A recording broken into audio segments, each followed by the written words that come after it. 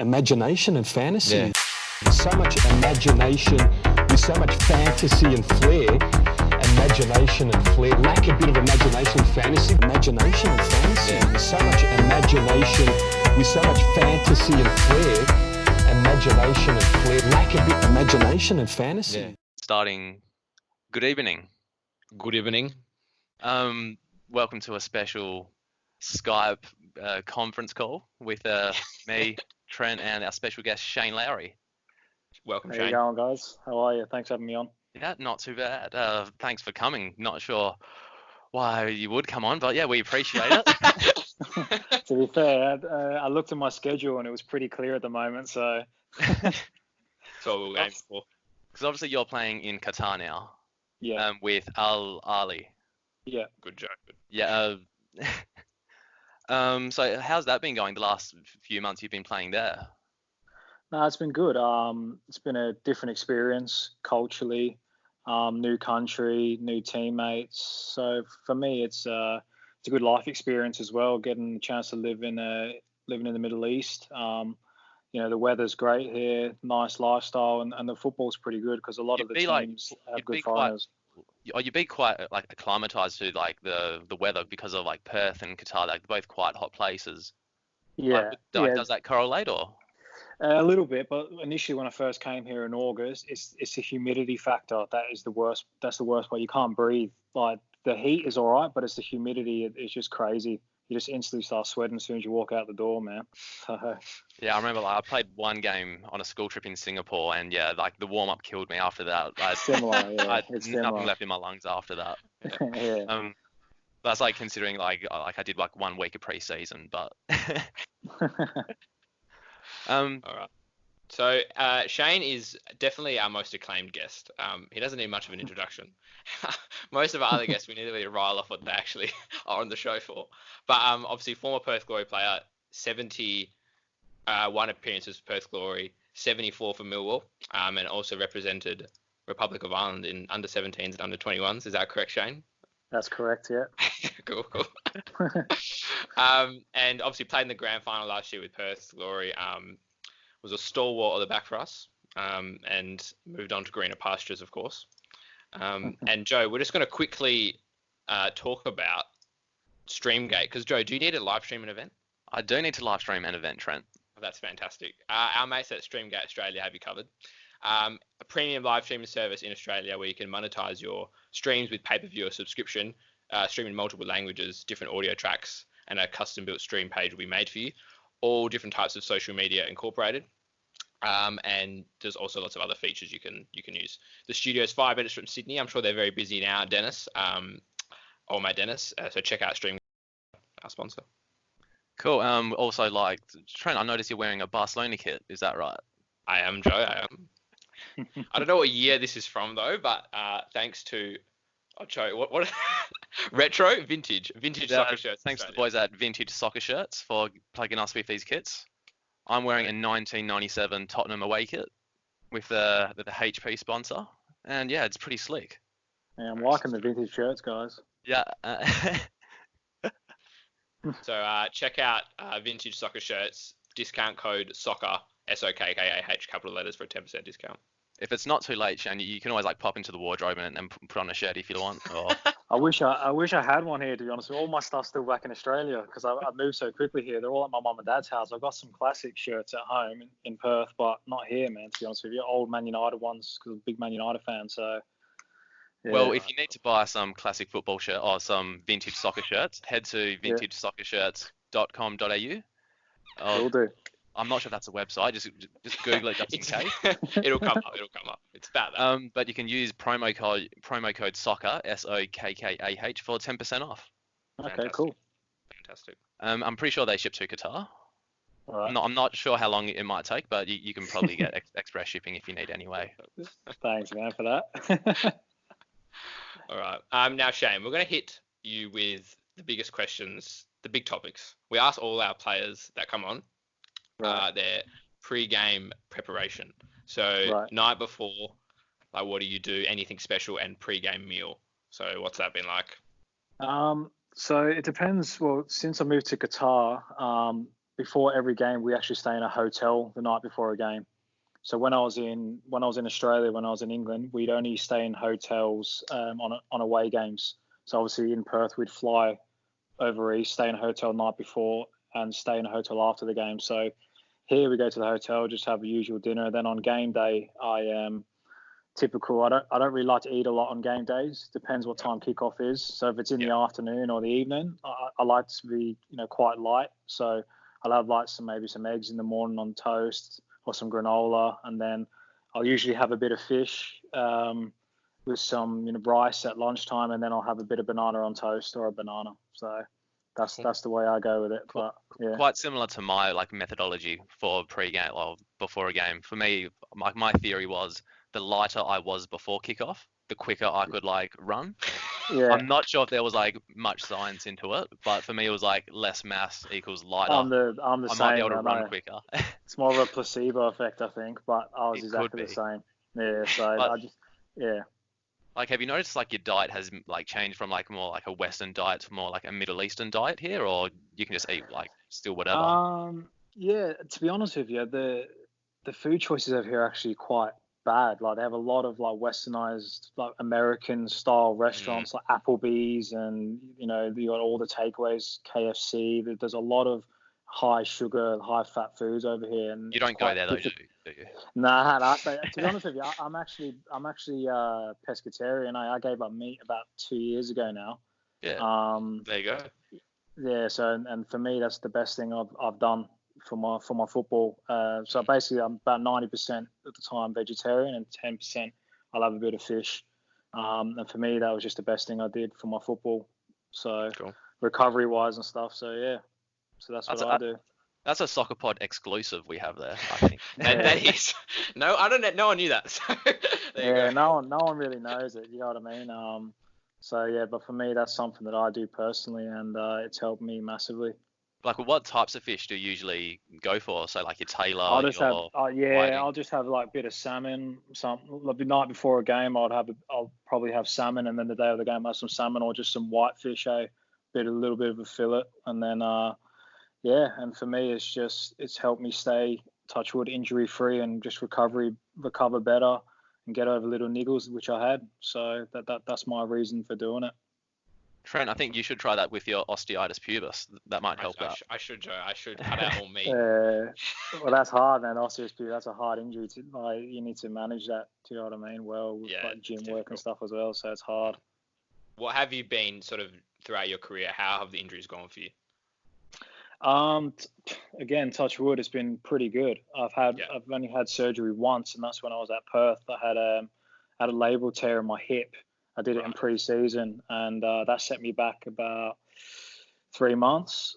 So surgery-wise, that's all I've had. And then the next worst injury I had was actually here when I did ligaments in my ankle. I went into a tackle and I tore ligaments in my ankle, and that was 5 or 6 weeks. But other than that, I've been pretty lucky, considering the amount of games which I've played over the years, and the types of games which I played in, especially England, the physicality of them and stuff. So for me, that's been a good thing for me, not being injured so much. Yeah, for sure. And in terms of when you were in England, what was the schedule like? Because I know because Millwall in the Championship, midweek games, and was it really tough in terms of how many games you played a week? Yeah, so basically, for if you're playing regularly, which I was at the time, it would just be Saturday, Tuesday games. So Saturday, Tuesday, and then obviously you'd hardly train. The only training session you really do is a little bit of team shape to prepare for the next game, because obviously the next day you're doing recovery, or even the next 2 days you're still recovering from a game. And then obviously if you've got a little knock or a niggle, then you might not train for a day, get some treatment off the physio, and then you're going straight back into tactical works, and that's how it sort of was. And it was enjoyable. Everyone prefers playing games, so that's right. You'd probably prefer that than training throughout the week and only playing. You prefer to play, of course. Yeah, of course. There's heaps and heaps of games, so and obviously that gives opportunities for players to do well, and get their spot on the team, and maybe get a move as well if that's what they plan on doing. Obviously in England as well, they play during their winter there, so it'd be freezing for all the season pretty much. Compared to that with say Australia and Qatar, where they probably play in summer, a lot more humid and hot. Like, which one do you prefer? And if you could make a change to change the A-League season, would you to winter or? It's difficult to say. I think in Australia, definitely, it's crazy some of the time when I watch some of the games, and even I played in it, and you're playing in 35-degree heat. That's just crazy in my opinion. But obviously you're fighting with other codes with the A-League there. With if you're going to play during winter, you have to compete with AFL, NRL, all them. Do you know what I mean? So it's difficult. But for me, playing at about 25, 26 degrees is perfect. You know what I mean? Maybe a little bit at night, a little bit of moisture on the surface. But for me, playing in the heat is definitely more difficult than playing in the cold because you can always get warm. Unless the pitch is a bit frozen, then that's a different kettle of fish. We've had that a few times in England. When you slide on that, and when you land on that, you know about it because it cuts your legs up, man. So, yeah. When you were in England, were there any cold, rainy nights at Stoke for you? Cold, rainy nights at Stoke? No, but there's some ones at places like Carlisle. That was grim. I went there when I was with Leeds. I went there in the cup. We actually got beat in the cup. I can't remember what cup it was, but I missed a penalty in the shootout, and that's when we got knocked out. So, yeah, places like the lower you go down in the leagues, the more grim the places can be, the changing rooms, etc. So, yeah. But it's a good experience. I really enjoyed it though. Do you miss the tight tunnel at HBF Park now? Yeah, to be honest with you, it was good. Used to go down in the tunnel, and then there used to be some mind games and that going on. Some people would be happy and shaking hands, other people would just be staring ahead, ready to go. But obviously, it was a lot more tame in Australia than when I was in England. Sometimes you'd see fights, at half time going down the tunnel, and it was crazy, and people trying to intimidate each other in the tunnel before the ball's even kicked. So, yeah, but it's all good fun. Yeah, for our interstate listeners, the tunnel at the Perth Stadium, it's like a sardine can. There's no room for anything. Yeah. You can barely fit two teams in there. So you can barely. Shane, hang on, bear with me 2 seconds, man. I'm actually baking muffins with my daughter. And I got there's an exclusive for you as well. I'm just gonna turn the oven off. Hang on. I've got a 5-year-old daughter, and I've been baking muffins with her because she's been off school. So. Got to get these bad boys out. Keep them busy. I'll tell you what, they're looking good. They're looking good though, man. Oh, that's lovely. Chocolate chip. Huh? There you go. Huh? You need to give us a taste test later on. Oh yeah, I will. Let them bad boys cool down a bit. Huh? All right. Sorry about that. Well Perfect. The important things in life, eh? Oh God, that was good. So Trent, what were you saying? That was a great intermission. So Shane, last year with you being involved with the Glory, and obviously one of our most successful years as of late, how was that sort of the feeling in the dressing room, and especially winning at those big games and the semi-final against Adelaide? How was the sort of year for you at Glory last year? Yeah, it was amazing. From the start of pre-season, we set out to go win the league or win the Premier play, and then get to the grand final and try and win that. And as the season went on, we just had this sort of siege mentality that no one could beat us really. And to be fair, we had a very good coach in Tony Popovich, one of the best coaches I've played under. From his attention to detail. People forget the year before we conceded a career in a league high amount of goals. At that time, I think we were second worst in the league for goals conceded, and then we went to, I think it was the best last year, least goals conceded. So for us, it was a massive turnaround, and for me personally, it made me look better, to be honest with you. So I was conceding less goals, and obviously I was playing better, and I was more confident in myself as well. So we just had a good year, and the change of formation, the three at the back suited me as well. Being a left-footed centre back, which was good for me. Yeah, during my junior years, I was a centre back as well. I always felt I felt more comfortable with three centre backs because I felt like if I stuffed up, which was likely, there was still two centre backs in that same area which could cover my back. Did you feel the same playing under a three at the back system? Yeah, but initially, from going from a 4 to a 3, it sounds easy, but it's not. There's a lot of tactical work which needs to be done positioning wise, without the ball and with the ball. And for us, we put so much work into it in pre-season, and throughout the season we'd work on it 2-3 times a week, even when we had a game, during the season when we had games. And it just became natural that we weren't even thinking about it. We were just picking up positions naturally. And then, as I said, having the coach, Tony Popovich, drilling us every week about him being an left-footed centre half as well. As I said, for me personally, it just took my game to another level. Yeah, for sure. Like I know post that season, a lot of like the local NPL Perth teams, a lot of teams I knew just try to copy like the 3-4-3, and I think it's sort of easier said than done, because Glory last year, like it was seriously, we just looked well drilled, and it's hard. It's not easy, Yeah, you have to get your recruitment right as well. Sorry, you have to get your the type of players which you bring in that's going to fit the system that you want to play. Because obviously when I was in the off season, we started signing all these centre backs, and I was thinking, oh shit, like, I could be out the door here. Do you know what I mean? But obviously then I do remember this. Yeah, we changed our formation, and then obviously you could see it, and then people get injured during the season or people get suspended, so there's always opportunities for players to come in and do well.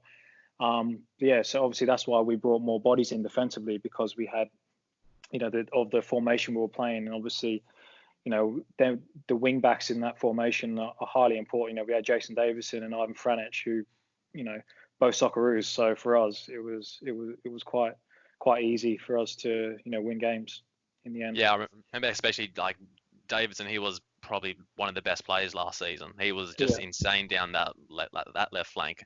And I feel like especially you and Jason were, I think, smokies for Socceroo spots. Yeah, I don't know, man. Like, so there's been talk of, obviously, with myself, being linked to Socceroos and that as well. But I'm 30 now, so for me, I don't know. I'm over here in Qatar now, so I think that chance might have gone. But it's always been an ambition of mine to play for the Socceroos. But I was playing regularly in England in the Championship, 46, 48 games, and I wasn't getting a look in then. So for me, it is what it is, and I just got to concentrate on doing well for my clubs. Hypothetically, because you did play a few youth games for, was it Republic of Ireland? Yeah. Hypothetically, if they were to give you a call, would you accept it? Nah, look, the whole thing with the Republic of Ireland, my mum and dad are both from Dublin, from Ireland, so, and all my family are Irish, but they immigrated out to Perth, and obviously myself and my brother were born in Australia. But for me, I've always seen myself as Australian. When with Ireland, the whole Ireland thing, I'm half Irish and I'm proud of that history and stuff. And it was an opportunity for me to play, international football against some amazing. I played against Germany under 21s, and Boateng was playing, and Khedira was playing. There was, you look at it now, you're thinking, wow, amazing players. So, but I always felt that I was Aussie, so I don't think I would now. Still, that's good to hear. Yeah. And Shane, I asked you how your sort of essentially your professional career kicked off, like your first gig, and how you sort of got that, because I know people would be interested in. Obviously, you had such a great career, but how it sort of started. Yeah, so came through at ECU Joondalup, so I went there from under 12s. And then progressed really through. I made a couple of 2 or 3 appearances for the first team as well. When I think I was 14 at the time, 14 really? Or 15. I started playing with the first team. Myself and Reece Williams at the time were both playing for ECU. And there was a scout. There was a guy from Blackburn that was in Perth at the time, and then he kind of said to the club, if the club paid for my flights over there, then I can go have a trial at Blackburn. And basically, I went over on trial at Blackburn for 2 weeks. Done all right, but the guy said, look, we've got players here with a similar sort of level, local boys, so it doesn't make sense. And then an agent called me up. I was about to fly back to Perth, and then an agent called me up and said, I can get you a trial at Aston Villa. And then from there, I went on trial for a week. They said stayed another week, and then they offered me a 3-year contract. So that's how it happened. Like, it was all pretty quick. So it was like a 2-year scholarship and a 1-year professional deal, and then I signed another 2 contracts after that, another 2 2-year contracts. So that's kind of how it happened. And then Chris Hurd came with me as well. We went over at the same time. We kind of overlapped on our trial. So I'd already been there a week, and then he came in the following week, and then he stayed the extra week when I went back to Australia. So and he got offered a contract as well. So yeah. Awesome. It was mad, yeah. So yeah, after Aston Villa, you went to Plymouth Argyle and Leeds and Sheffield on loan. Same with Millwall. Yeah. We'll get to Millwall later because I want to talk about something there. Yeah. Whereabouts is like Plymouth in England? Because that's one of those teams you always like hear about, but just especially people in Australia, they just know nothing about Plymouth. Yeah. So it's right down on the coast of England, down the south of England, right down the bottom. Okay. So basically, I was living in Birmingham, which is the centre of England, pretty much, like the Midlands. So it was still like a 3.5 hour drive to get to Plymouth. So which is far in England, you know what I mean? In Australia, in Perth, it's not. It's like going down south. But it's right down the bottom. It's an amazing place, beautiful city. And at the time, they were in the Championship, and I think I was 19 at the time, and I got the phone call. And yeah, it was just an opportunity for me to play first team football because I wasn't getting an opportunity at Aston Villa, and the loan system is great in England because you're thrown into the deep end straight away. Men's football, it's completely different to playing reserves. You know, these guys are playing for their livelihoods. They got mortgages to pay, and and it was just an eye opener. Going, and the facility is completely different. You used to get changed at the stadium, drive over to this basically a park, which was our training ground. Then drive back to the stadium, get changed. When I was at Villa, it was all state-of-the-art training ground. So yeah, it was amazing. Because Villa would have been in the Prem back then, hey, from 2009 to 2012 when you were there. It was at the time where Martin O'Neill was the manager, and they finished sixth in the Premier League 2 years on the spin, and they had some amazing players. Like Gareth Barry, Ashley Young was there, Stillian Petrov, John Carew, like Richard Dunn, all these players. I'm not sure if you'll remember some of these players, but these players, crazy ability. Was Darren Bent there at that time? Darren Bent, Charles Nzogbia. There was so many.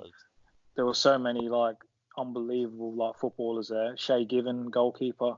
It was crazy. The actual talent that was there at the time. So, which made it difficult to break into the first team, to be honest. But yeah. Were you training with the first team? Yeah, I trained with them loads of times. I went on pre-season tournament. We went to Marbella in Spain one year for the Peace Cup, it's called, and we actually won that. We played Juventus. We played Juventus in the final and beat them on penalties. So I played about 25 minutes in that, took a penalty. So that was an amazing experience. You scored the penalty? Yeah, sent Buffon the wrong way. Huh? There you go. I like that. So that was amazing. I was like 21 at the time, so that was cool. If that was me, I'd never take a penalty just ever again. Like you're not gonna score against anyone better than that. There you go. I score against Buffon. I can't even score in the A-League semi-final, can I? So there you go. Actually, your richest run of goal scoring form was at the Glory, I believe. Yeah. So I think two. I got two in one season, I think. So I normally come up with a token goal like every season. I normally get one. So I've scored one here in Qatar as well. So yeah, I think that's my one for this season. What in terms of playing against really good strikers? What is probably some of the best strikers you've played against, or the toughest you felt to guard to mark? Trying to think off the top of my head now. Shane Long was a difficult player to play against. He was at Reading. But the thing is, in the air, he's crazy good in the air. Like his leap is unbelievable. So we played Reading. I was at Sheffield United, and he was at Reading. Yeah, and I think he scored a hat-trick that day. So he was just difficult. It's just certain players are just, they're either intelligently very good, like they're one step ahead of you, or physically, they could be small and dynamic. It just depends really what type of striker you come up against. But he was hard. I'm trying to think who else played. Kind of put me on the spot now. That's so. Yeah, in terms of do you prefer marking someone who's physically sort of getting in your face, or would you prefer marking someone who's quicker? Yeah, I'd probably take a more physical kind of player because usually they're not going to run away from you. It's the ones that play off your shoulder that are always running in behind you, and they're playing on the blind side, like pulling off your shoulder. They're the ones that I find the most difficult, because you constantly have to have your head on a swivel. If someone's playing with a big striker and the way they play, all right, might play direct to them, they might play a diagonal ball, and they can kind of play off that. But the smaller ones, the fast ones, if their football brain's very good as well, then it makes it difficult. They have good movement. That's probably the most difficult part. Let's hope no opposition coaches are listening to this, because just giving away your weakness, I think. Yeah. Well, no centre back likes running back towards their own goal. They want to see everything that's in front of them. So when players start running in behind them, that's what they hate, or dragging them out wide. So, but it is what it is. Yeah. I've got your stats up here on Wikipedia, which I'll take with a grain of salt as well. But you made your debut for them in the Europa League, is that right? Villa against Vienna. Yeah, that's correct. Yeah. I think it was in Austria, and then I came on again in the return leg at Villa Park. That's really cool. So so in the Europa League, I made 2 appearances for Villa, and they were both in the Europa League. And then I was on the bench a load of times as well in the Prem. I was on the bench at Anfield when we played Liverpool. I was on the bench against United, against all these teams, but never managed to get on. So, what's it like doing like a European away day, especially for a player? What's the lead up into that? It's good. For me, I think I was 19, 20 years old, so I just kind of kept my mouth shut and just went with the flow. Do you know what I mean? Because there's all these experienced international players. When you're a young player, they've kind of gone away from it now, even more so now. When you're a young player, you kind of got to earn your stripes with the first team. You know what I mean? You can't just jump on the team bus and start laughing and joking. And I was shitting my pants. I get on the team bus. I didn't want to sit in someone's seat, so I'd just stand in the corridor until someone said where I could sit. And I wouldn't speak unless someone asked me a question or anything like that. Do you know what I mean? So it was because it was a daunting experience. Some of these lads have played hundreds and hundreds of games for their collectively for their countries and stuff. So for me, it was an eye opener, just something I'm massively grateful for. Because recently I've been listening to the Peter Crouch podcast, and he's talked about his away days with Liverpool and all that. And he's pretty much said that you could rock up in just a polo and pants, and you wouldn't need to pack anything. Pretty much at that top level. That's pretty much how it goes. If you're staying in a hotel tonight, you just bring your personal items. Everything else is laid out for you. All your boots are taken. They're washed, they're cleaned. Your kit, whatever you need. If you wear cycling shorts, your underarm, you have a special pair of jocks that you wear. Whatever it is, the kit man has it all covered. Everything's rolled out for you. You just get told times where to be. What they normally do, they'll put in the hotel on a whiteboard. They'll have the timings of everything. So 7:30 dinner. There might be 10 p.m. snacks. The next morning, optional breakfast, 8:30 to 10:30. Lunch is this time. Team meeting, blah blah blah. Everything's just broken down into structure and timings, and So, was it similar to in that same system with Glory as well? Yeah. The kit man was great at Glory as well. The same sort of thing. Your training kit was already laid out for you when you got to training.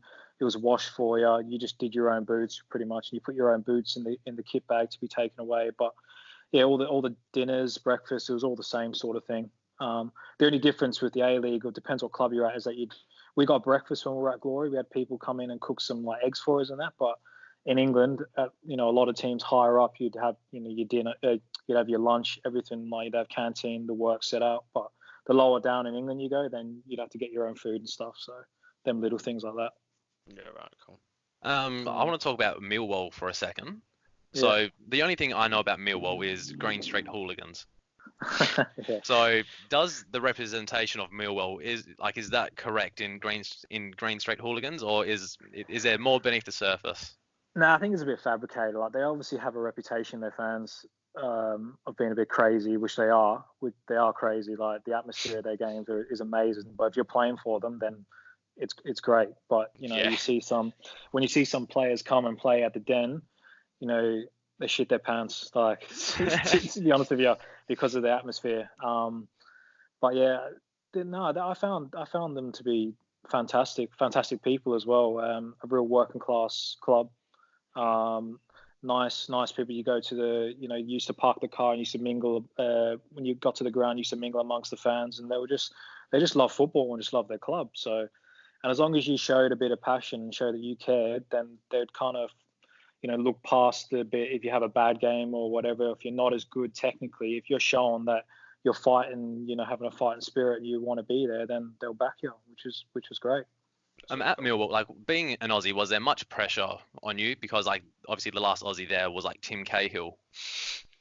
Yeah, well, Lucas Neal, Kevin Muscat, the list is, yeah. No, for me, I didn't really think of it like that. I was just looking at, as an opportunity for me to get games again. And for me, I kind of knew in the back of my mind that I wasn't going to probably stay at Aston Villa, that I wasn't going to break through there. So for me, if I went there and did well, then I put myself in the shop window and to either stay at Millwall or to sign at another club. So, but it just so happened worked out that the move worked out for both parties. I loved it there, and they liked me at the time as well. So it worked out well, and I had a good 2.5 years out there. So no, yeah, you played about 74 games there, so quite a few. You scored 2 goals as well. Yeah, it says here. So. scored a couple. Well, they're both and probably picked up 100 yellow cards maybe, and like we should be able to find that. Because in that time, were they in the championship? They were, yeah. So the whole time I was there, we were in the championship. A couple of times relegation battles. I think we stayed up on the last game one year. Oh, but really? one year we were flying. At Christmas time, we were third in the league. We were absolutely flying. Andy Keogh was there at the time as well. But at the time, we had Chris Wood as well playing for us up front. We had him on loan. New Zealander? Yeah, we had him on loan from West Brom, and he was like everything he did. He was just scoring goals, and we were flying. We actually lost him to Leicester in January, and then we lost a big part of our goals, and then we kind of slipped down the table from there. True. But yeah, like they do say like the championship is like one of like the most toughest leagues in the world, just like physically and like the length of games as well. Would you agree with that statement? Yeah, I think it's probably up there with probably the most difficult league in the world, probably, to be honest with you, because there's so much money involved with promotion to the clubs. I think it's like 190 million pounds or something it's worth to the clubs that they get promoted. So, you have clubs with big budgets in the championship and some with, like us, Millwall, with a much lower budget, because the teams that got relegated from the Premier League, they still had 4 years of parachute payments. So 60 million pounds for the next 4 years each year. So they could pay players Premier League salaries still.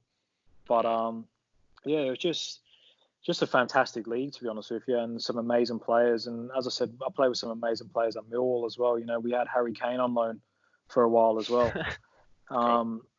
So, and you could tell, like, when he rocked up, like, from Tottenham, he scored some of the best goals I've ever seen in training. Wow. Like, but yeah, you would never have thought that he would get to the level what he is now. You knew he was going to get to a top level, but one of the best strikers in the world. It's just mental. Yeah, because I remember there was a quote from like Raphael van der Vaart when he was at Tottenham, and he said like Harry Kane was like laughable.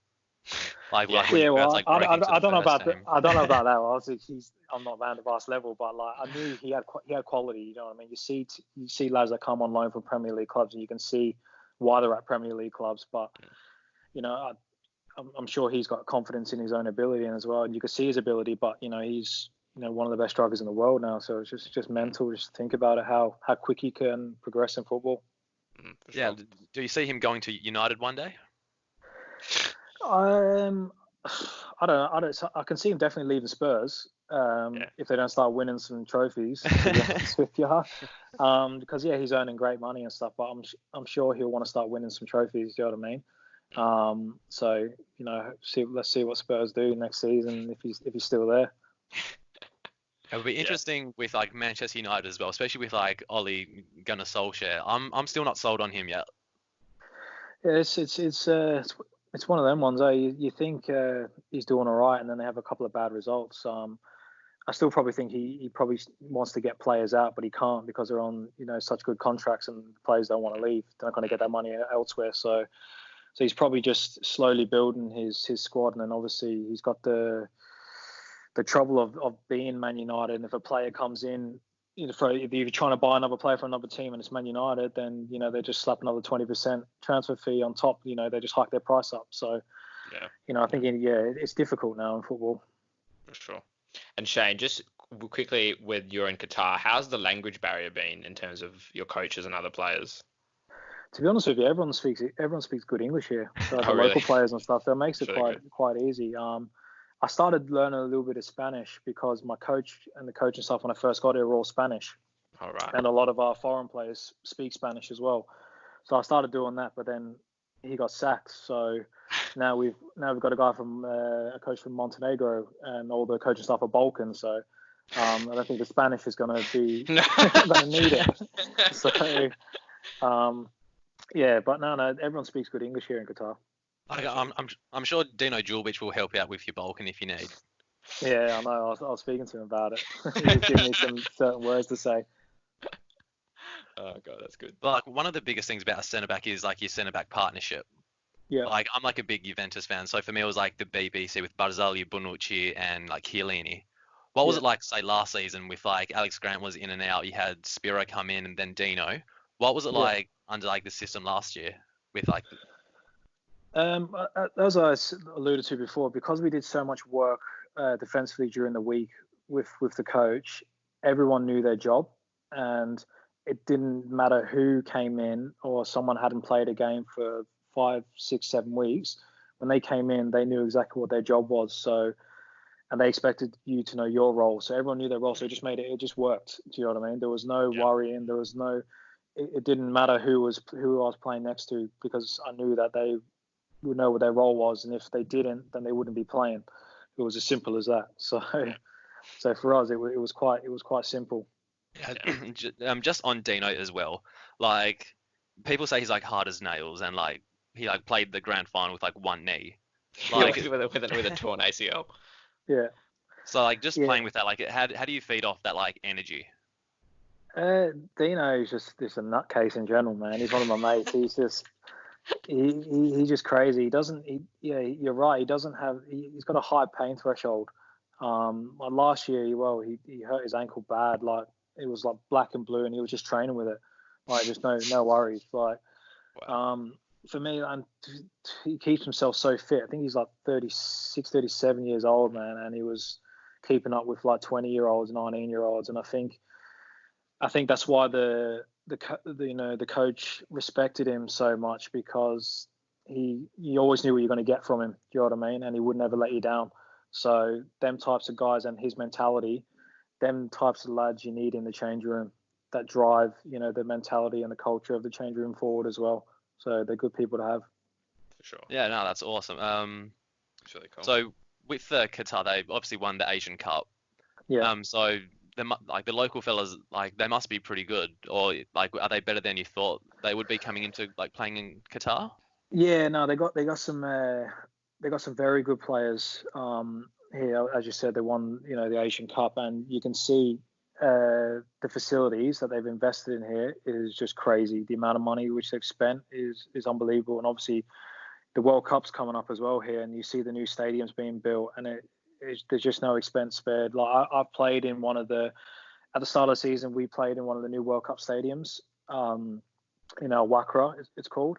Was it air conditioned? Yeah, it's air conditioned. It's all climate controlled. Like they control the temperature, so it was just so cool. It was mental. So it was like 45 degrees outside, but 25 degrees in the stadium. Like so. That's really cool. Yeah, but yeah, the players, they've invested heavily in the academy stuff now here, so you're seeing a lot more good technical players coming through, and obviously they're reaping the rewards, with the national team. Yeah, because like I remember, like was it Iniesta? He predicted like Qatar to win the Asian Cup, and like everybody like laughed at him. There were so many memes and everything, and like they just like won it, and like they beat like Japan, they beat Australia, didn't they, as well? Yeah, well the thing is here in Qatar as well, what they do is, which is very good, they look after their international players. So they have an agreement with the league here, national team players, that if they're not playing at a club, they can just go on loan to another club within the league whenever they want throughout the whole season. There's no transfer window for them. So they can just get plucked from one team to another and go in and make sure they're playing regularly. Wow. So for when they come to the national team, they're ready to go. So Yeah, 'cause I feel like that's probably one of like the downfalls of the A-League, especially like the transfer system there. I think is very The loan archaic. system. Yeah. And like yeah, it it's just like crazy. It's stupid, like, because there's no transfer fees between clubs. Everyone just has to terminate their contracts. Do you know what I mean? To get a move, and it's just, I don't know. It's just it's one of those ones. I think it'll have to change in the future, but it's hard because there's nowhere near as much money in the game there as there is in these Asian countries. So For sure. but with that, we haven't given a shout out to our Patreons. Yeah. Who subscribe to realised us. this. So Joke, yeah, go just want to shout out to Andrea, Ben Krizik, Ben Robson, David Clark, David Fernandez, Fraser Marnham, Glenn Oliviero, Harry, Jacob Colangelo, Jordan Smith, Jordan Waters, Cardia Stote, Luke Kelly, Natasha Williams, and Taylor Morris. Cheers, guys, for subscribing to us. Thank you. cheers, guys. Yeah. Joe, do you want to move on, do you reckon, to our Twitter questions? Yeah. So yeah, we got some Q&A questions this week. Okay. So the first one is from Chicken Treat Fan Club, and he says he's got a question about Big Greg Wutherick. He says, how much meat has Big Greg eaten during the self-isolation? Preferred meat standards by trolleys filled.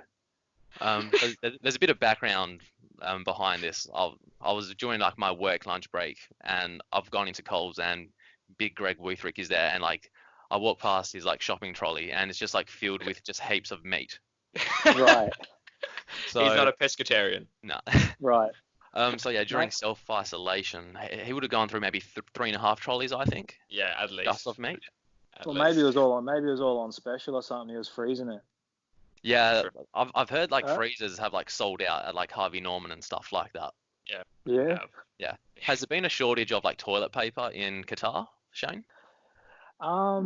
No, because in these countries in Middle Oh, you East, guys they get, actually like, have the the hose, though. hose. They have the Yeah. hose. Yeah. So for me, it's been great. The aisles have been full with toilet paper, so it's all good here, man, on that front. So I was actually joking with my mum and dad. I'll probably send some of our DHL to them if they're struggling. So I reckon you could do that. yeah, but no one's panicking here or anything. Like we're on pretty strict lockdown here. Everything's closed besides pharmacies and supermarkets, and no one's going down stripping the shelves or anything like that. Do you know what I mean? So it's all pretty calm here. So yeah, it's all good. Yeah, because like I looked at like the Qatar and like the virus and everything. So far, you guys have like 0 deaths. So like you're obviously doing something right. I think. Yeah, well, I think they just announced one the other day, one death. So they're pretty much every 24 hours. They announced yesterday there was another 60 cases. But the healthcare here is unbelievable as well. The hospitals, the testing capabilities they have, and if they can't test it, then they'll pay someone to bring tests in because they got the money here. Yeah. So it's just such a wealthy country. So they no expense is spared here. So yeah, it's good. Because like I'm just like curious about like the geography. Because like are you in Doha at the moment? I am, yeah. So like how like your team's Al Ahly, are there any like teams in your vicinity, or because Qatar's not very big? Yeah, no. Basically, the furthest I've travelled for a game is like 30 minutes on a bus. Yeah. So for me, that was amazing coming from the A-League, flying 4 hours to Sydney there and 5 hours back.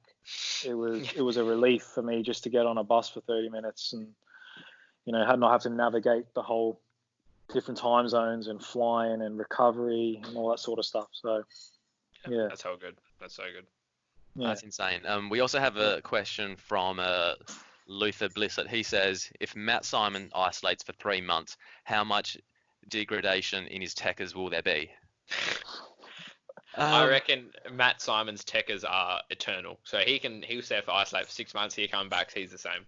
Yeah, he'll just bring back the shackers and everything will be okay. He'll I score a feel like. header. He'll score a header. Yeah. Had some good battles with Matt Simon, eh?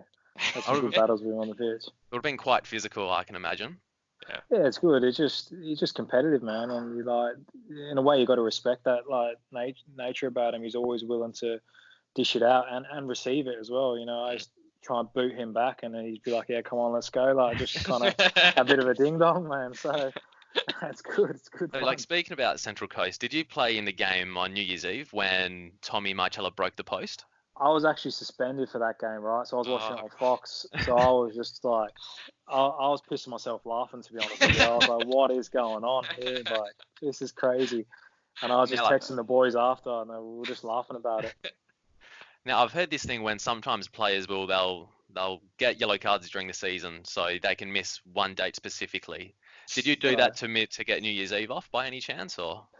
No, I didn't actually, because we were playing pretty soon after that. But I actually tried to get last season. I was on, what was I on? 7, I think I was, and it was 8 to get another suspension. And it was the game where we had Phoenix on the last game of the season. So the game before that, I was actually trying to get booked for like 20 minutes in the last 20 minutes of that game, and the ref just wouldn't book me. So I could miss that game and then rolling into the finals game. Yeah. So because if I had played that Wellington game, then I ended up just not playing the game. The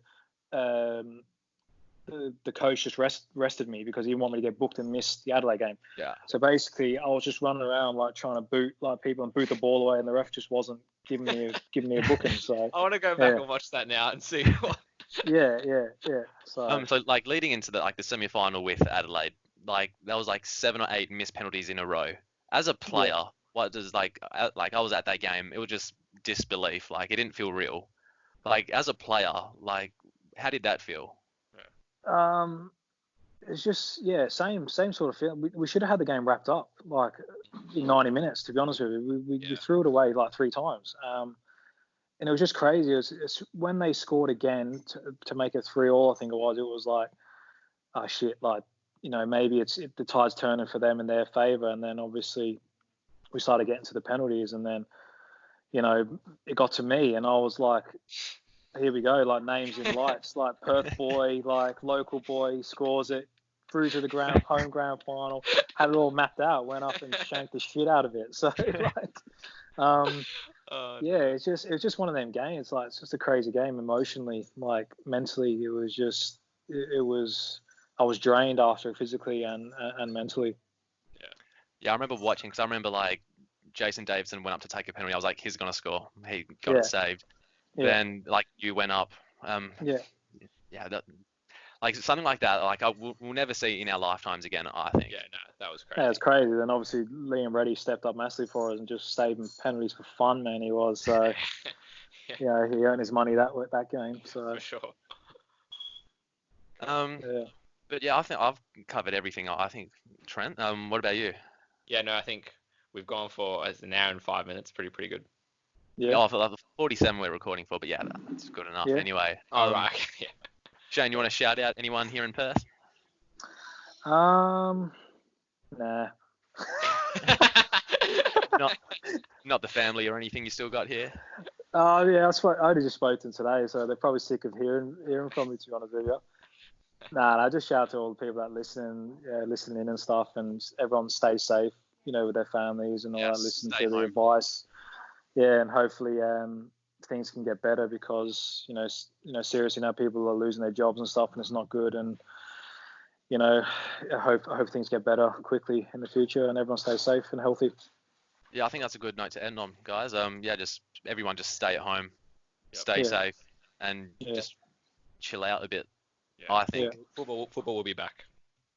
Yeah, there's more important things in life than football, and it's a good time to spend time with your families now. So yeah. You can get back to those muffins, Shane.